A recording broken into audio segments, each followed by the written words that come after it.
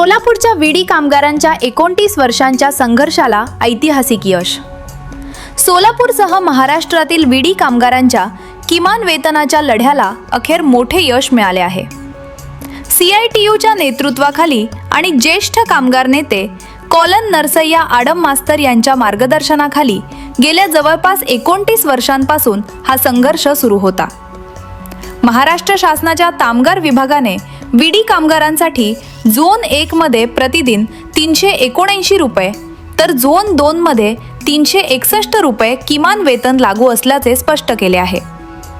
त्यामुळे शासनाने निश्चित केलेल्या किमान वेतनाची अंमलबजावणी करण्याचा मार्ग आता मोकळा झाला आहे।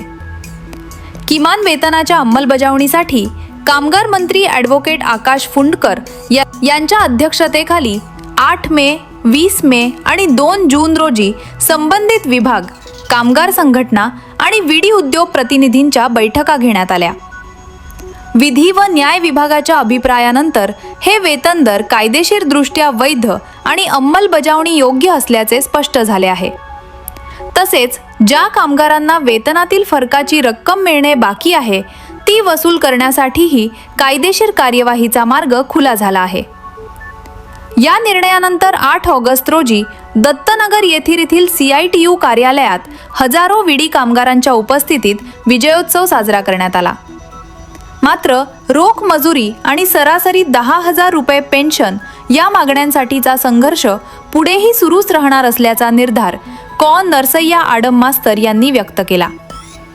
29 वर्षांच्या संघर्षाचा विजय हा विडी कामगारांच्या एकजुटीचा विजय। पहिला मीटिंगला फक्त 5 रुपये మేము వాడారు। నేను సర్కార్కు చెప్పినా 1000 విడి ఇంకా వీళ్ళది 400 రూపాయల ఫైదా అయింది।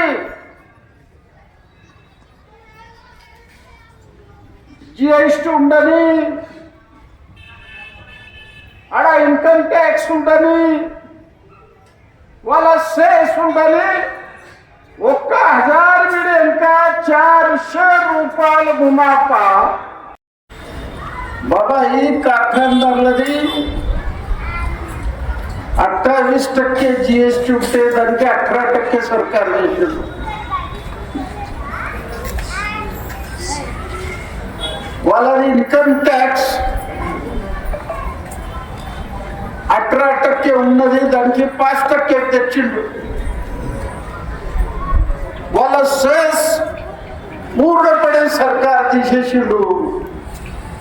ते मागची मान वेतन यांची बिल काढायचं नाही म्हणून